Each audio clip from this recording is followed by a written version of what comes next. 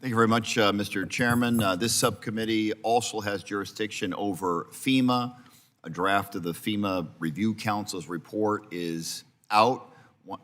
In my opinion, unfortunately, it still plans to keep FEMA within Homeland Security Department, but the report also recommends the movement of most of the remaining FEMA employees out of Washington, D.C. Commissioner Heller, has GSA been involved in any discussions or efforts to move FEMA employees out of Washington, D.C. to Texas or anywhere else?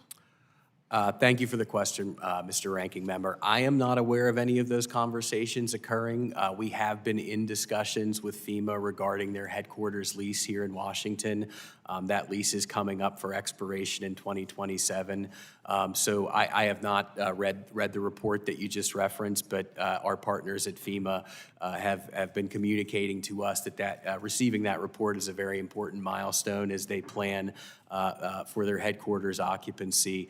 We will continue to partner with FEMA and get an understanding of what their requirements are in terms of headcount, where they need to be, and we will provide FEMA with options to meet those requirements in a cost-effective and efficient way. As part of your ongoing discussions with Homeland Security with regard to their current lease, you've no conversations regarding whether or not they want to significantly reduce headcount and move headcount out of Washington, D.C. as part of the planning for the future disposition of their building? I think I certainly don't want to speak for the Department of Homeland Security, but I think I just want to talk about your conversations that you've had with them. You indicated you're in conversation with them regarding the disposition of their lease. Absolutely, we are. I think those requirements. What have they said to you about their desire for the future of that lease?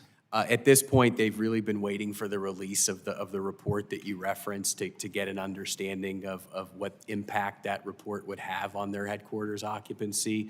But we will continue to partner with them, and happy to follow up with this committee on any information related to that lease that you would like to obtain. As of this time, as far as your conversations with them, there is no planning for another FEMA building or a lease of a building for FEMA employees outside of Washington, D.C.?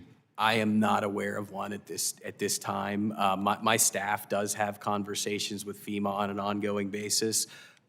As part of those conversations, there's a chance that this may have come up, but I am not aware of any active plans at this time to enter into leases anywhere else. They better act quick, because according to the report that just came out today as we speak in this hearing, they're planning to move their employees out of Washington, D.C. At least that's what Secretary Noem wants to do. The bill that I have with Ranking Member Larson and Chairman Graves very much goes in a different direction. We want to make sure that we continue to grow FEMA here in Washington and move the FEMA director to a cabinet level position. So I appreciate that information. Congressman Capuano, good to see you. Welcome back to this august committee. As GSA eliminates space, should customer service operations such as Social Security field offices and VA health facilities be treated the same as general office space? How can GSA ensure that the taxpayers who pay for these federal services still have access to them? The answer is we don't look at that type of stuff. We're interested in buildings. Obviously, as a former member, I fought to keep my Social Security office in my district for the same reason I'm sure you would want it in yours. People need access to it. That's not, that doesn't necessarily have to be in a federal building. Could be in a leased property. There are plenty of ways to deal with this. We are aware of that when we look at buildings as to who's in them and who needs to be where. However, the board is not empowered to make those decisions. We can and do make recommendations to GSA, but most of what we focus on is the building itself, the physical assets. All right, I mentioned that I'm a recovering mayor. Congressman, should the federal government work with local governments to determine future land use and zoning principles before taking properties to market? Very much so. I am also I'm not a recovering mayor. Recovering congressman, recovering mayor. Recovering congressman, maybe. Mayor was a great job. You get to actually do things as opposed to talk to them. The answer is yes, very much so.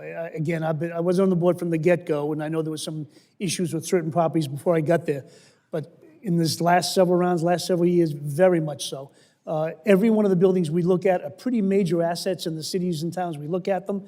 We know to be a major impact on them. We've tried very much to work closely with them as best we can. And so far, to my knowledge, since I've been on the board, there have been not an ounce of problems. We actually have had less problems with the local communities, because we talk to them, than we've had with some of the other federal agencies. Thank you very much, Congressman.